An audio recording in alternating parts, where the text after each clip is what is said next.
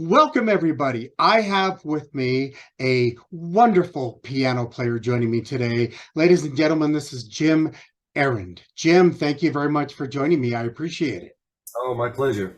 And it's funny because I have seen you play numerous times, and it wasn't until I started to do my research that I realized we have a couple of things in common, which we'll talk about here in just a few minutes. But so originally you're from New York, or specifically Long Island.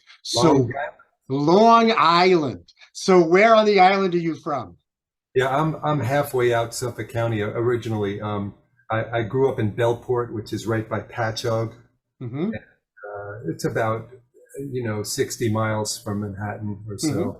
And then I spent a good deal of time also up in Setauket. I used to own a house up there, and that's right by Port Jefferson, which a lot of people Hmm. know is to go to the ferry to go to Bridgeport to go over to Connecticut.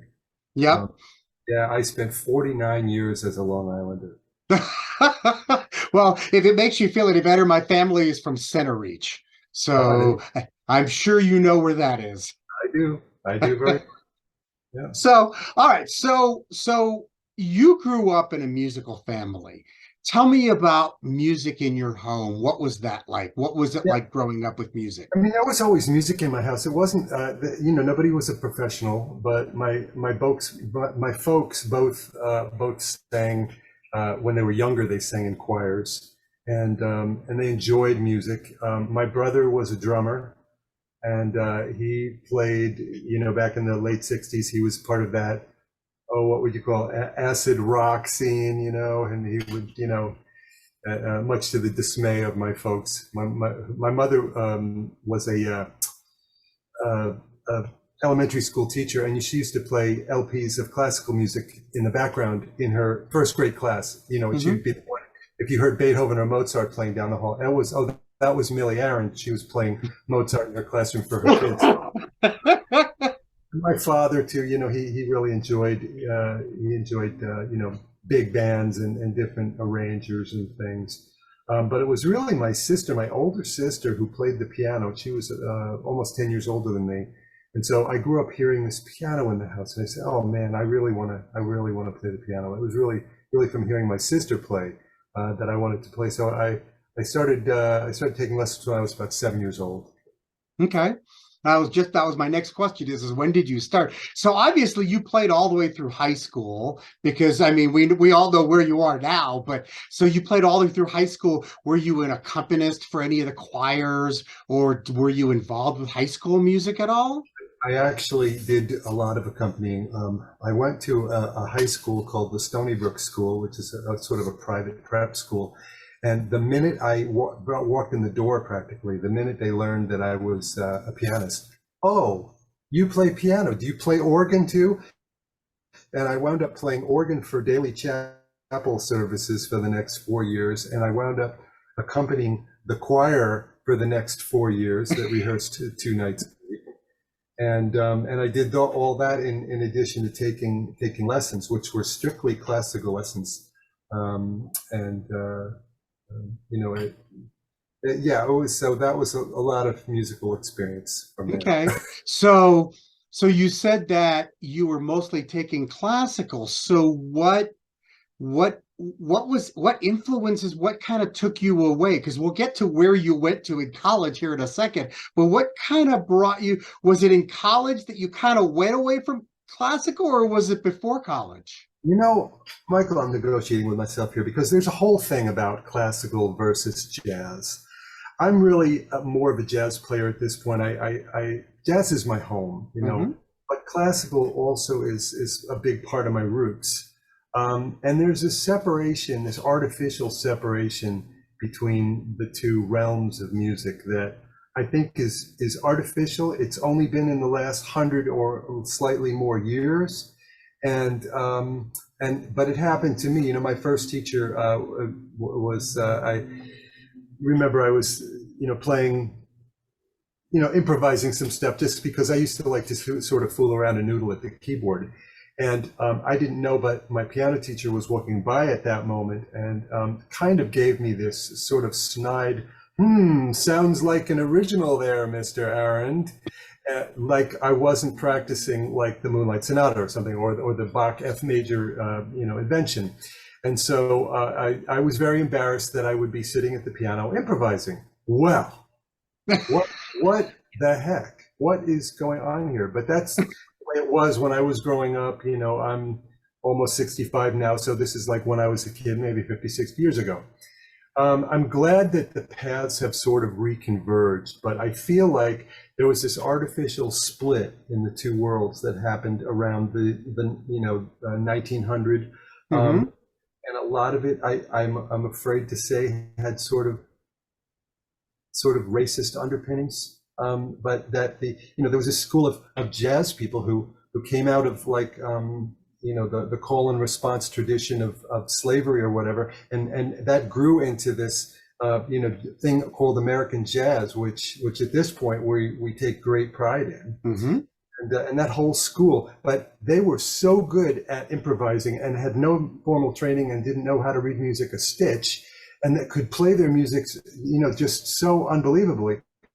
And then the classical musicians sort of went, well, but they don't read music, so we have to start to become as perfect and perfect as we can reading music, and they frowned on improvising. When if you look before that period of time, holy smokes, Liszt and Chopin and Beethoven and Bach and all of these people were master improvisers. That was the birthplace of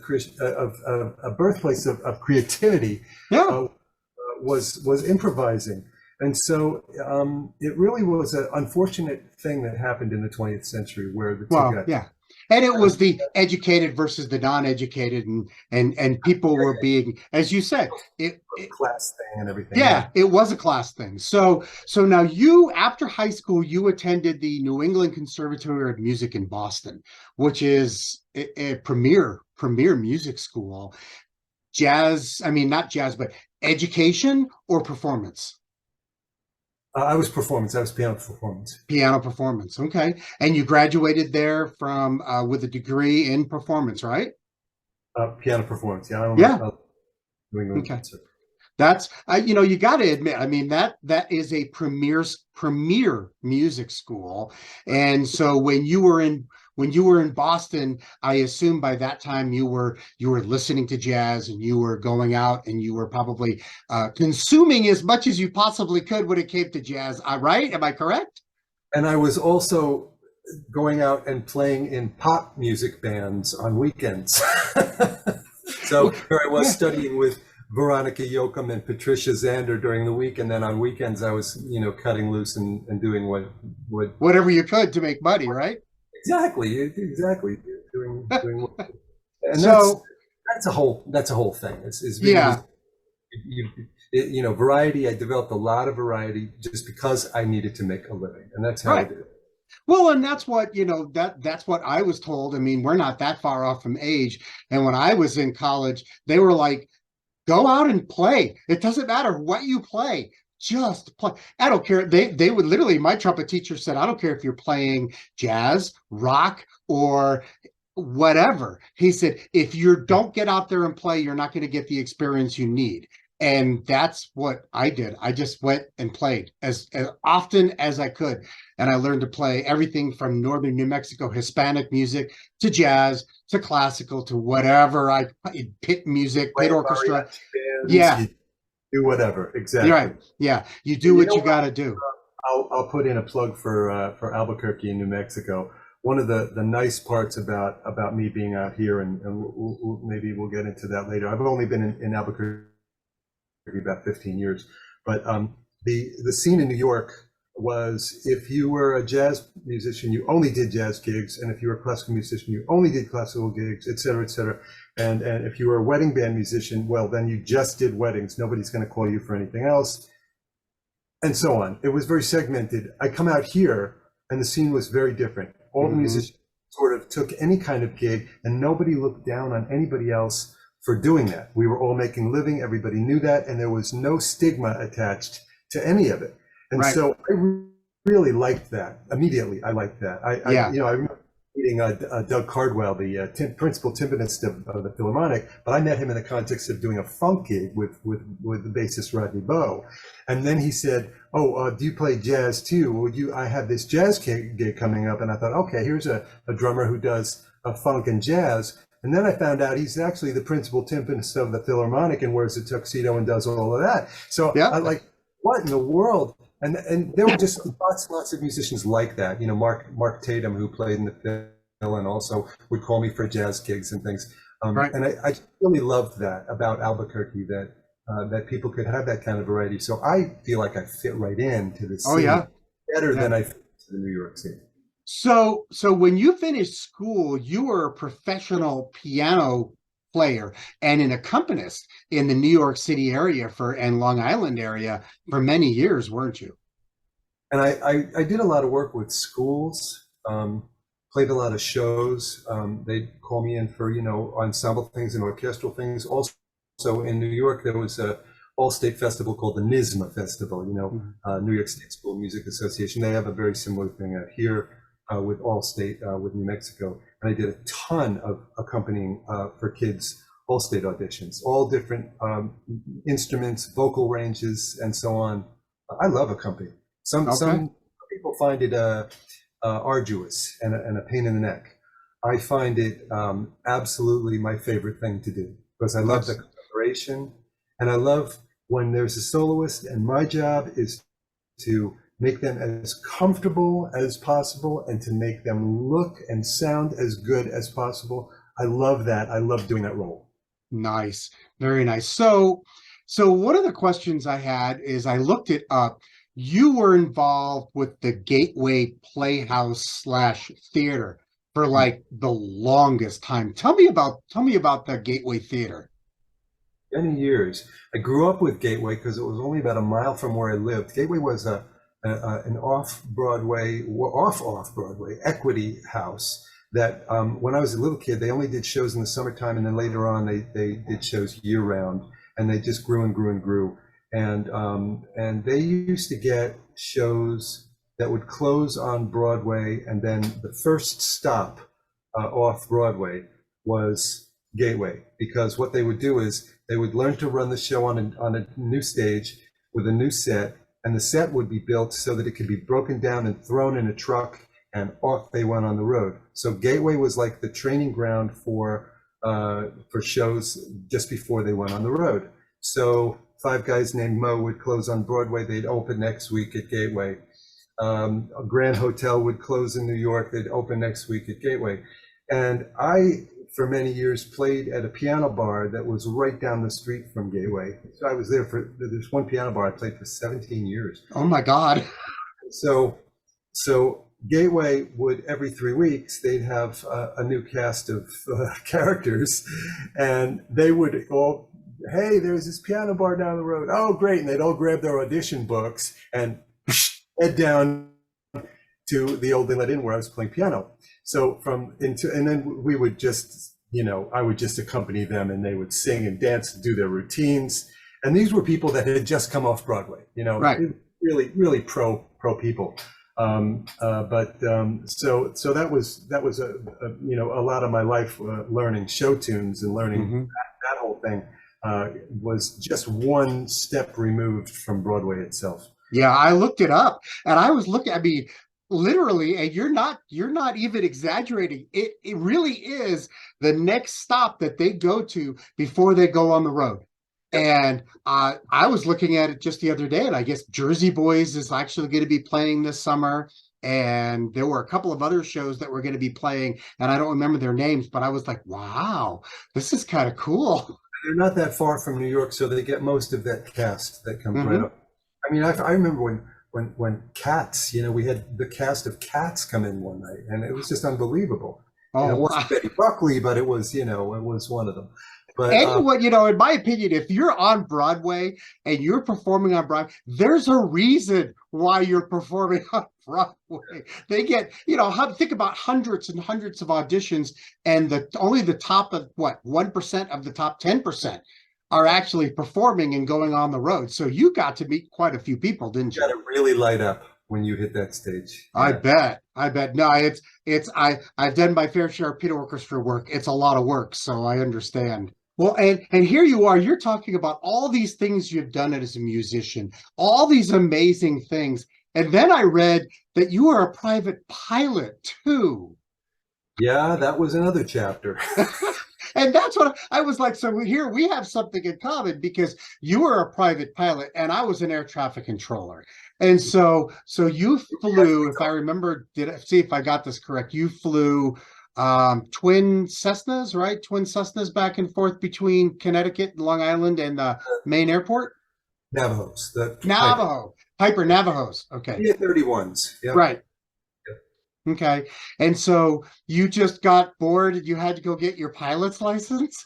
I don't know. You know, I think that what that was in the 80s, I was reading a lot of kind of searching new agey kind of books, and I drifted toward this author, Richard Bach, who wrote Jonathan Livingston Seagull, but he also wrote a lot of books about flying, you know, Stranger to the Ground and all these different books.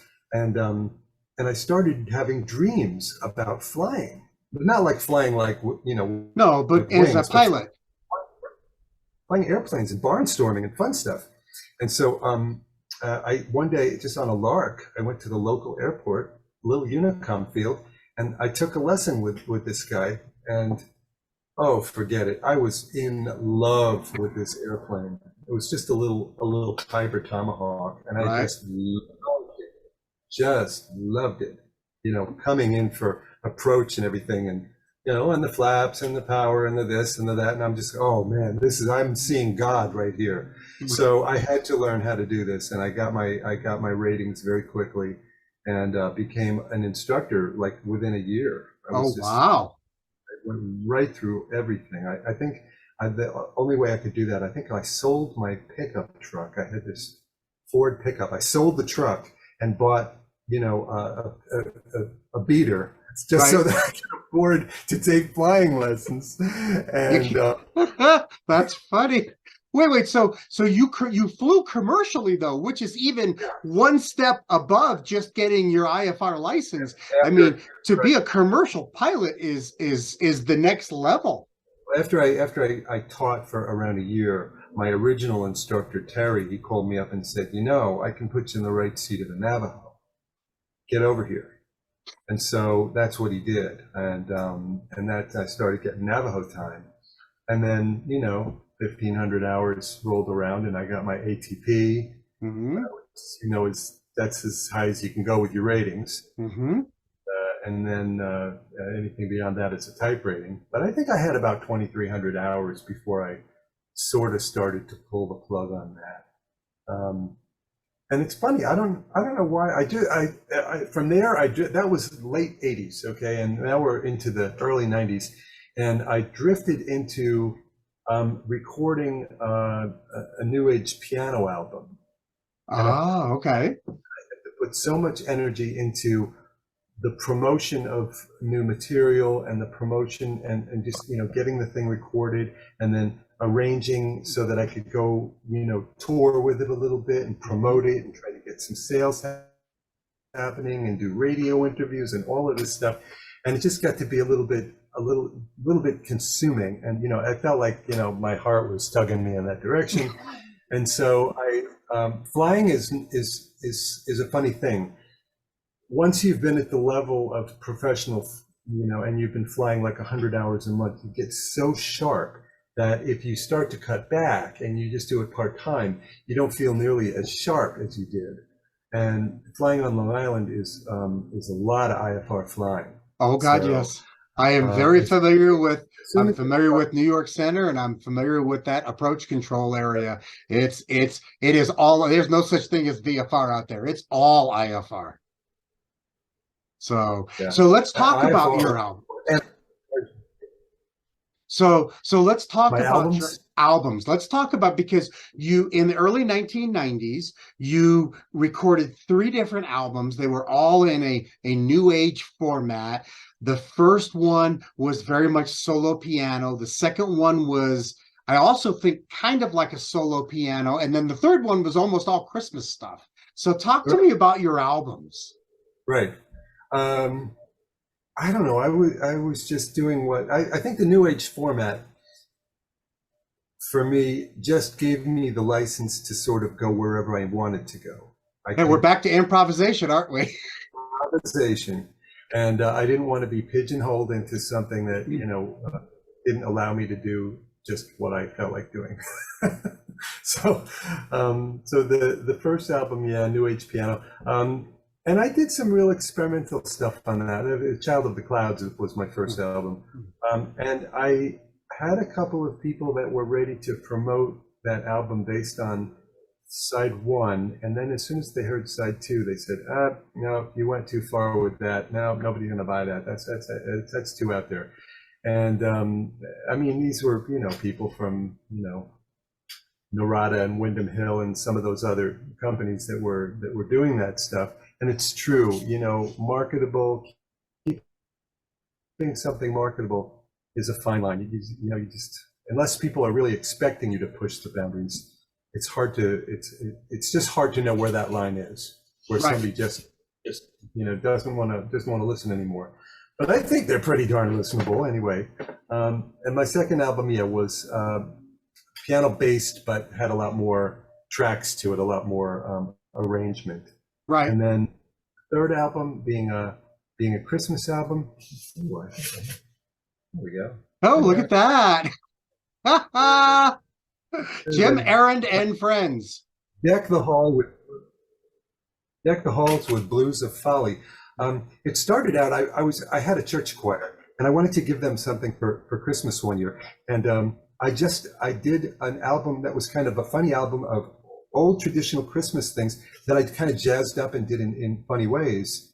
And I called it Roasting Chestnuts, meaning like a chestnut was like an old chestnut, an old Christmas carol. So Right. and it was roasting them. And that eventually grew into this album. And Well, are any of these, so I'm curious, or I know you can buy them, but are any of these albums available on any of the streaming services at all? I'm terrible about that stuff. It was so long ago, and it's almost like ancient history. I used to joke with people, yeah, I do an album every time I want to lose some more money. I do an album. Well, then I did another couple of things, later on that were kind of fun. And that's not even counting the whole Estabon chapter, but No, we haven't even gotten to that part yet. one of my favorite albums was an album called Synergy with a couple of friends of mine, a trio called Karmic Tempo. Okay. That is one of, actually, I kind of, that's one that I take pride in. I actually enjoy that one. Is it available? I think it's out there somewhere if you Google. Well, yeah, they're all out there. I found them all. It's just they're all for purchase. And I was just wondering if any one of them, like I said, we'll talk about Estabon here in a second. But Honestly, Michael, it's been terrible because I'm a terrible promoter or businessman. Just absolutely the worst. Terrible. I don't even bring my albums to gigs and sell them on, Bandstand. I should, but I don't. Well, you should. You should get them on the streaming services because it's not that I don't want to buy them. I'm just trying to get other people to listen to them, for other people to enjoy them, because not nowadays that's how everybody consumes their music. So everybody consumes it via a streaming service, whether you agree with it or not. That's what everybody does. You've recorded 3 albums. But then you are, I'm not, you got to explain to me how this came about. You're a certified hypnotherapist.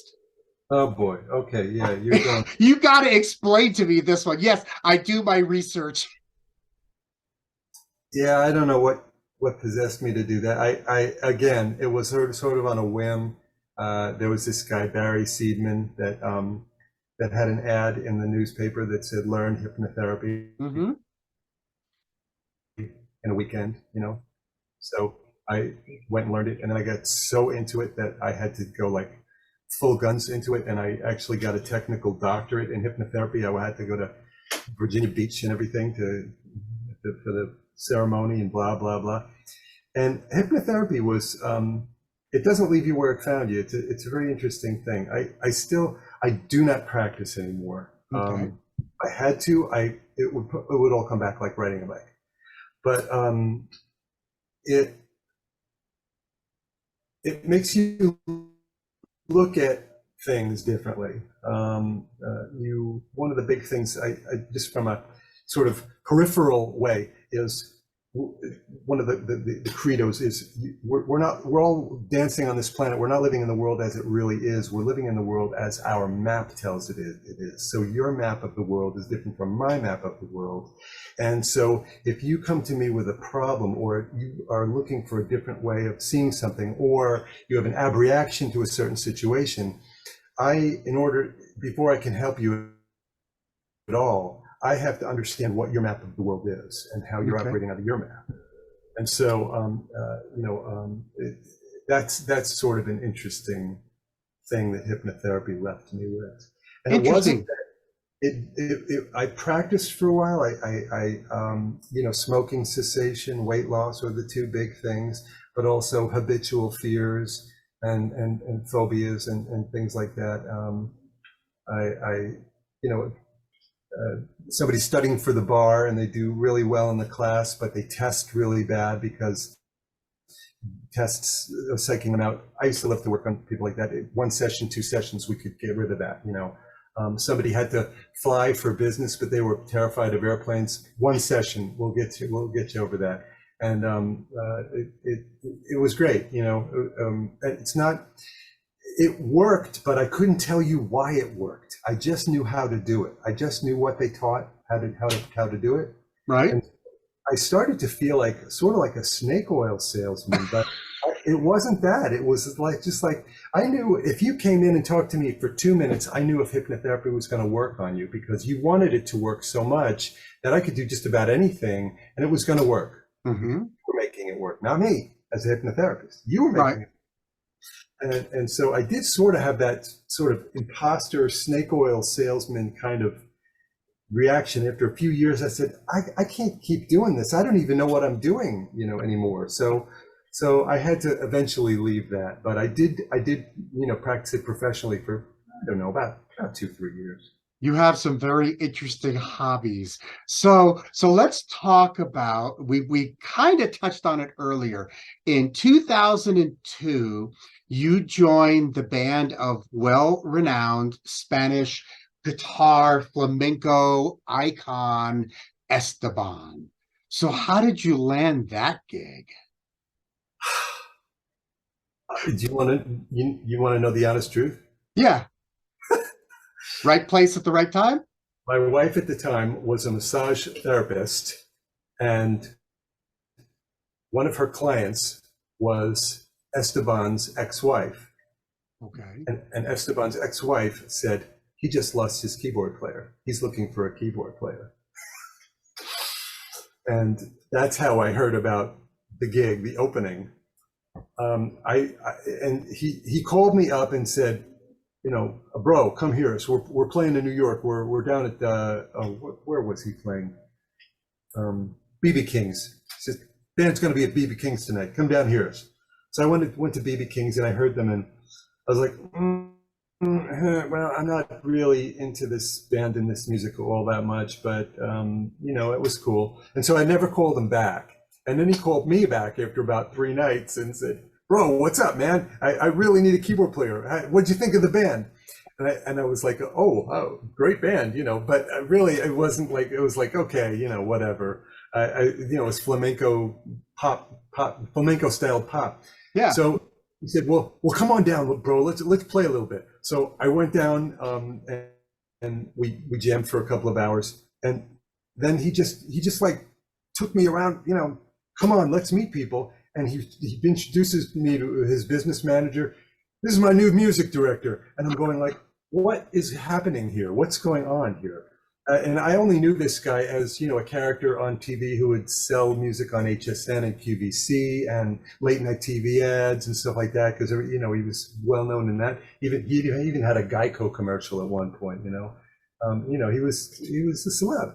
So it was weird. And that started this this 5-year escapade with him of being on TV a lot and doing You did large events. you did 7 CDs with him.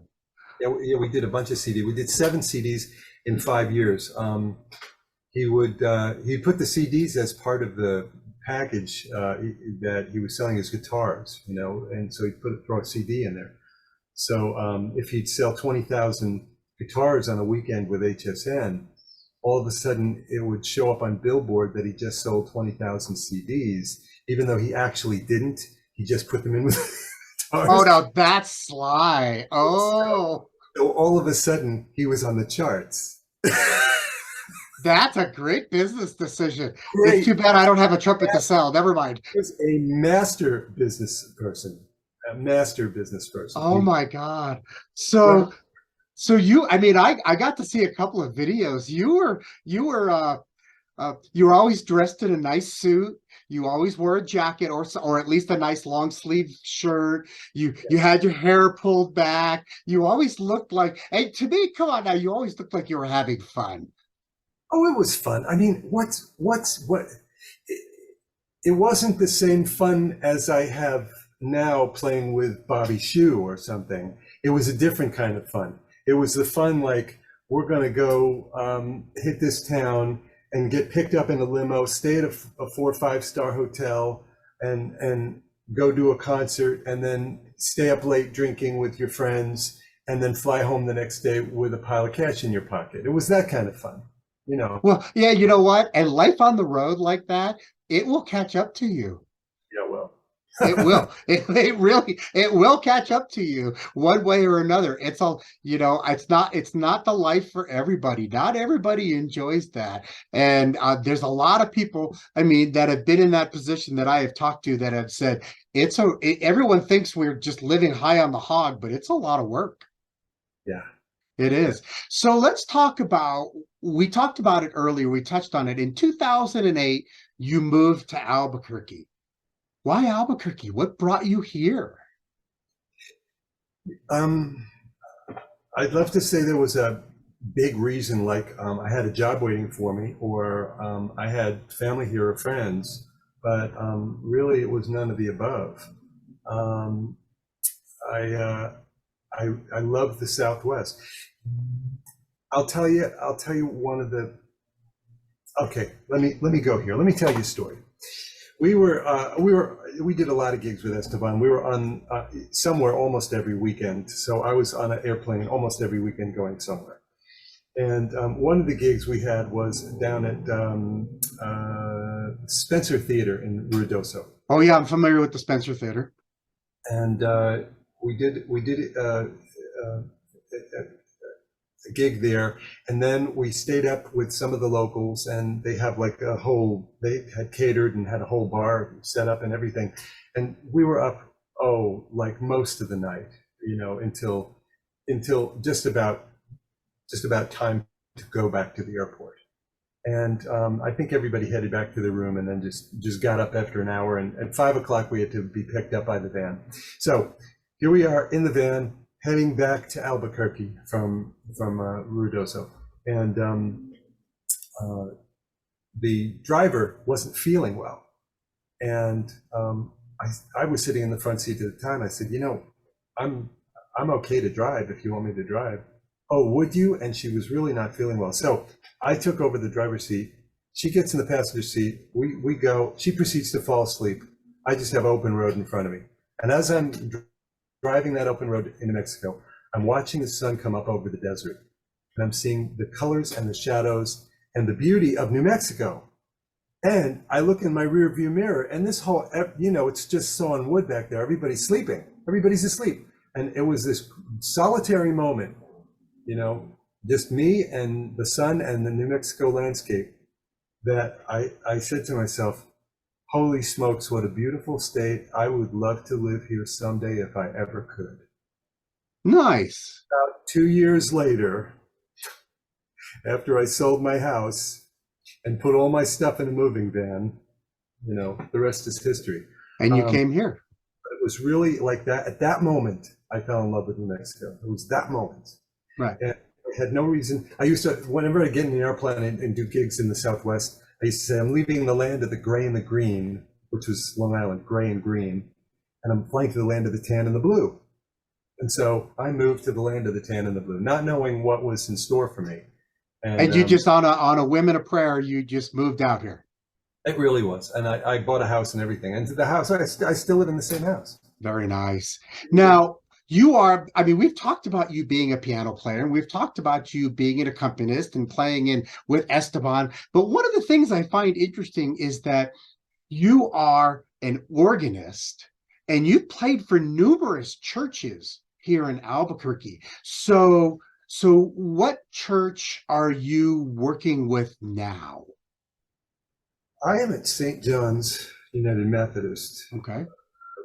Everybody will know it as the church right behind Guitar Center on San Pedro and North. Yeah, I love being there. They have a really ambitious music program. They have outside musicians a lot. They have a really nice music budget. They have a choir that's large, 50, 60 people on Sunday morning. They do a lot of musical stuff with philharmonic players and just some really great material. And every once in a while, I get to break out and do some jazz or whatever. There's plenty of room for me to express myself there. I watched a recent video of you playing organ, and I was quite impressed. That is, I tell you what, organists for me are the elite, because not only are you playing up here and you're playing in the second or the third tier, you are also doing all that footwork to split your brain like that. And I realize, people, I've talked to piano players and organists, they're like, no, I just read vertical. But that is not easy at all. And my compliments to you, because it was quite the performance. I'm impressed. Yeah, playing with your feet is a whole trip. How long have you been at the church? Tell me the name of the church again. Saint what? St. John's United Methodist. St. John's. How long have you been at St. John's United Methodist Church? How many years? It's the summer of 2019. Wow. Okay, so you've been there 3 years. What was the church you were at before that? Before that, I was at Monte Vista Christian, which is in Nob Hill, and I was there for almost 10 years. Wow. First job I had out here. Okay. And then, I do little things here and there, Central Methodist and First Methodist for First Press, different churches that I've played different things at, concerts or funerals or weddings or whatever.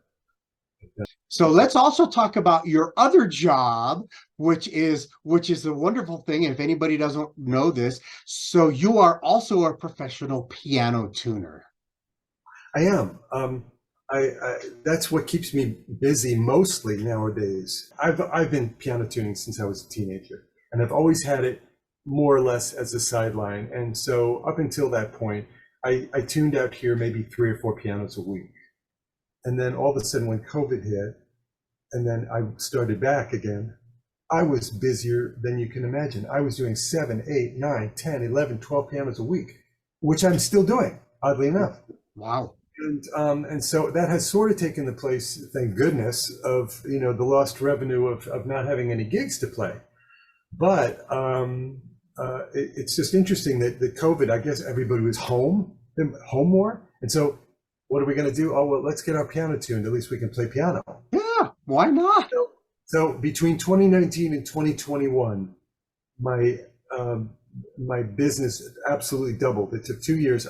Doubled from 2019 to 2021, and then it continued to grow from that point. So yeah, that's sort of my main thing during the week now is piano. Okay.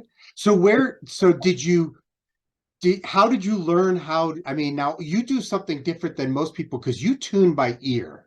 I do. Right. So where did you learn how to? That I check things with once in a while, and I use it to just get A440, but then the rest of it is absolutely by ear. I liked the idea of being able to sort of touch up my piano when I was a teenager, so I bought some tools and just played around with it and discovered how really hard it was. Then when I went to New England Conservatory, there was a fellow named Frank Hansen, And Frank was a very well-known piano tuner and technician, and he tuned for all the major schools, all the colleges, huge college town, and he tuned for the Boston, the BSO, the Boston Symphony, and just had all the best. He was considered a real authority in town, and so I took a couple of courses with him when I was at the conservatory. And then I apprenticed at a little shop outside of Boston in Allston. I did that for a year. And then I went to work for Baldwin doing some road tunings for a little while. So the way I worked into that was quite happenstance. I just sort of fell into doing, this and that. One thing led to another. What an arbitrary life I've led. Being in the right place at the right time. That's all it is.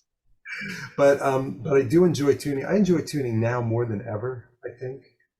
And I enjoy little challenges and little problems with the action or sounding mechanisms and hammers and this and that and the other thing. It's just something I really enjoy. So let's talk a little bit about some of the things that you do around town. I have heard you play with Bobby Shew. I have heard you play with Bob Sheppard. I have heard you play with Hillary Smith. I've heard you play with Glenn Coster. I've heard you play with so many people. I love the way you play. I really do. I love the way you improvise. I love the way you, and you said it before, you love to accompany people. I will to bring here's an specific one that I want to talk about, because the other night you were playing with Hillary Smith and Glenn Coster, and they're doing a tribute to Nancy Wilson, and you were doing Cannonball Adderley. And Hillary sang a solo ballad. Yeah, guess who I saw today, I think is what it is. And oh, you know what? Okay, look, it's validation is needed here, because yes, she sang it very well. You know what? Your accompaniment was spot on. It was absolutely perfect, because it was just enough, but it didn't get in the way of what she was trying to do. It was amazing. I will tell you that. I was floored. That's the challenge of accompanying, is to just fill in the holes, but not too much. And never step on the soloist. Oh, never. But it was, like I said, I love the way you solo. I love the way you play. I love your body language when you're playing, because most, I've seen my fair share of piano players, and I love everybody who here's in town. I love all our piano players. But, you see some piano players who are just, you can see their face and they're concentrating. You always look like you're having fun. You remind me, do you know who Terry Burns is? Terry Burns is a bass player. He always has a smile on his face. You do too. You always have a smile on your face when you're playing. Yeah. I figure at this stage in my life, if I'm not enjoying myself, why am I doing this? I said that about 20 years ago. If I wasn't enjoying myself, why am I doing this? I really, the players I admire the most look like they're having fun, and I think it's out of that. It's creative play. Creativity shouldn't be arduous. It should be playtime. That to me. That's where the creativity comes from. Oh, well, good. I keep doing what you're doing, because it's amazing. So we're running out of time. I have time for one more question. I warned you about it. Let's see what you've got. Strangest gig, funniest story of a gig that you participate in, something that you can tell us. Give me a good story. I don't know how many funny stories I have, of like equipment failures and being in the middle of a concert and, something goes wrong, and then you just casually go over and pull out your spare and plug it in and then keep going, crazy things. One of the funniest moments I'm thinking of now was, you remember that gig in Ruidoso that I told you about, that Spencer Theater? Yeah, with Estabon. Yeah, we went back about a year later, and the drummer, he's going to kill me for telling this story. Don't mention his name. Just say drummer. Oh, it's okay. It's Joey Morris. He's been Estabon's drummer forever. But Joey really drank probably way too much Coke. Yeah, Coca-Cola. He developed stones from the Coke, because that's what Coca-Cola will do. various things will do that. But anyway, he had kidney stones. So he shows up for the gig and he's like, guys, I'm on painkillers. I'm passing stones. It's a mess. It's super. I don't know if I can even play. Yada yada yada. So, and this was no laughing matter. The poor guy was really suffering. So anyway, we got on stage and we're playing at Spencer Theater, and at one point Joey, I guess, had to pass the stone, and he was just in so much pain. So he just gets up after this one tune and disappears, right? And then Estabon's rapping with the audience and talking, and he looks back and sees that Joey is gone, and we're like, keep talking, keep talking, keep talking. And he just kept like stretching it out. And finally he said, well, I don't know, our drummer had an emergency, I guess, but we're just going to start this tune and see what happens. So we started the tune, and we're just getting into the tune. And Joey comes running out with a big smile on his face, and we all knew what that meant, But unbeknownst to Joey, what had happened while he was gone was that Estabon told the whole audience that Joey had stones and was in the middle of passing stones. And so the audience all knew the backstory now about Joey. Joey had no idea. Joey comes back in. As he's walking in, they hit him with a spotlight. The audience cheers, and everybody's, yeah! And Joey had no idea that that's what had actually happened. So, oh, that is too funny. We are running out of time. I want to thank Jim for being for making the move to Albuquerque, for doing all the things you do. And ladies and gentlemen, we will catch you next time.